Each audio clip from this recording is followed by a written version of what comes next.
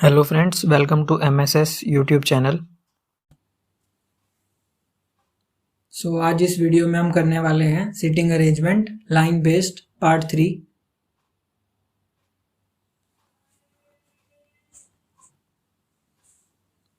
इसमें हमें 8 persons given है QWERTIUO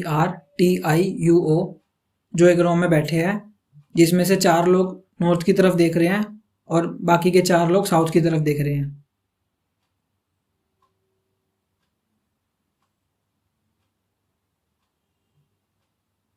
एंड नेक्स्ट लाइन पे थोड़ा ध्यान देना।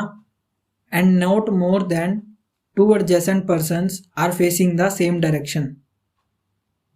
इसका मतलब क्या है कि 2 से ज़्यादा ऐसे लोग जो एक साथ बैठे हैं वो सेम डायरेक्शन में नहीं देख सकते। मतलब 2 लोग तो सेम डायरेक्शन में देख सकते हैं जो एक साथ बैठे हैं, पर 2 से ज़्यादा लगातार सेम नहीं हो सकते।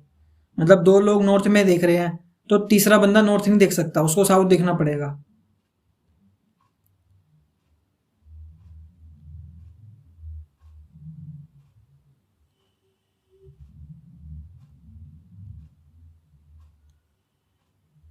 सबसे पहले 8 पर्सन्स के लिए डायग्राम बना लीजिए और हम 2 पॉसिबिलिटी लेके चल रहे हैं ताकि हमारा एक ही बार में क्वेश्चन सॉल्व हो जाए।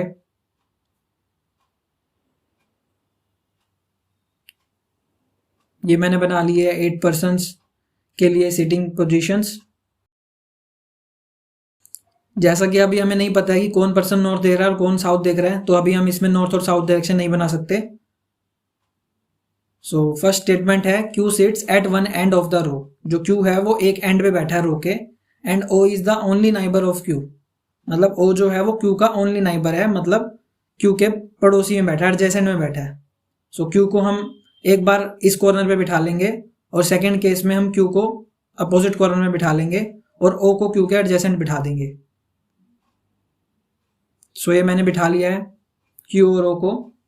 इसके बाद नेक्स्ट स्टेटमेंट है हमारी E sits fourth right of Q। जो E है वो Q के फोर्थ राइट पे बैठा है। यहाँ पे हम Q को फोर्थ राइट पे E बिठा लेते हैं। फर्स्ट केस में हमारा Q जो है नॉर्थ डायरेक्शन हो जाएगा, क्योंकि Q अगर साउथ में देखेगा तो उसके राइट में कुछ आ ही नहीं सकता। और सेकेंड केस में Q हमारा साउथ डायरेक्शन हो जाएगा, क्योंकि Q के साउथ में देखेगा तभी उसके राइट में E आ सकता है।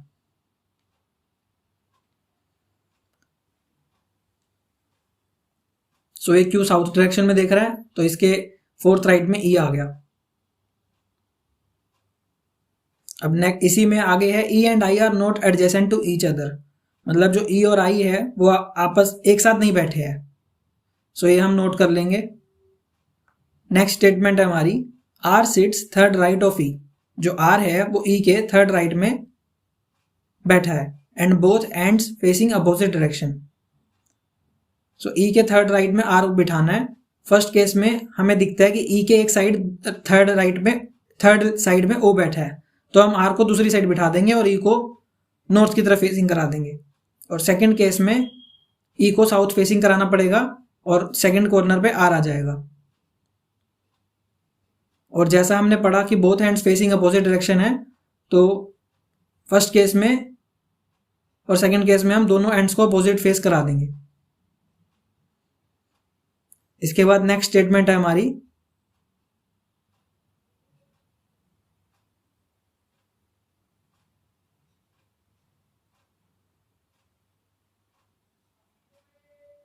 There are 3 persons between O and T। O और T के बीच में 3 लोग बैठे हैं। And W and I are immediate left of each other. और जो W और I है वो immediate left of each other बैठे हैं। मतलब W I के इमीडिएट लेफ्ट है और I W के इमीडिएट लेफ्ट है। सबसे पहले हम O और T वाली इक्वेशन को सेट कर लेंगे, स्टेटमेंट को सेट कर लेंगे। O से 3 छोड़ के T को बिठा देंगे।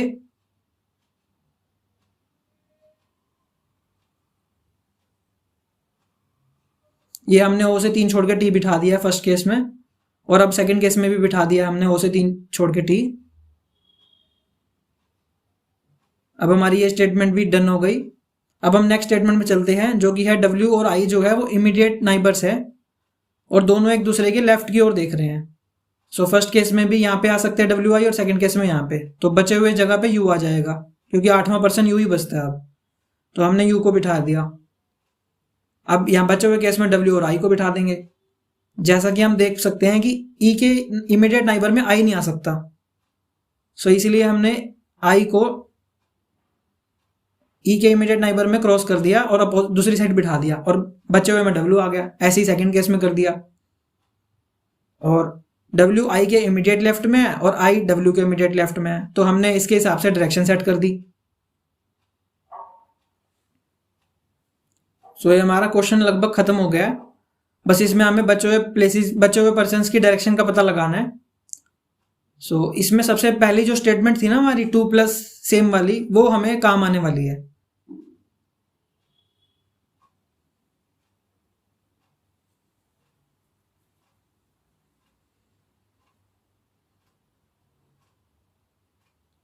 सो फर्स्ट केस में देखो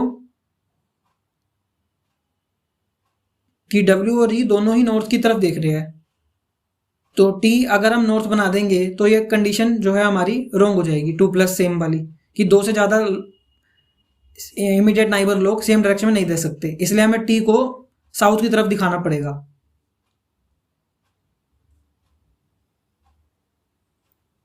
सो ये मैंने T का बना दिया south direction.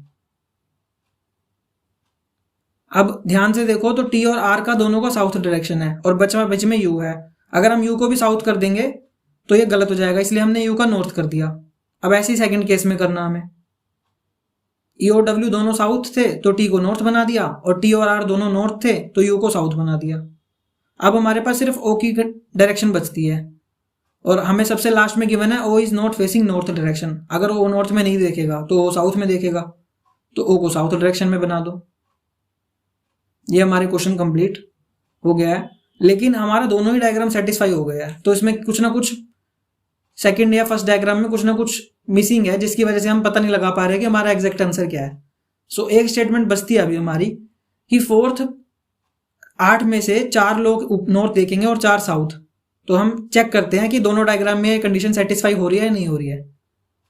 So first diagram में 4 लोग नॉर्थ हमारे देख रहे हैं, पर सेकंड डायग्राम में हमारे सिर्फ 3 ही लोग नॉर्थ में देख रहे हैं और 5 लोग साउथ में देख रहे हैं, तो यह हमारी कंडीशन को फुलफिल नहीं करता है, इसलिए यह डायग्राम हमारा गलत हो गया है। सो फर्स्ट केस हमारा आंसर हो गया है। आप चाहे तो नेक्स्ट स्लाइड पे इसके सॉल्यूशन से मैच कर सकते हैं, QOIWETUR। तो ये था सीटिंग अरेंजमेंट का लाइन बेस्ड पार्ट 3। मिलते हैं नेक्स्ट वीडियो में। सब्सक्राइब करें इस चैनल को। Thanks for watching.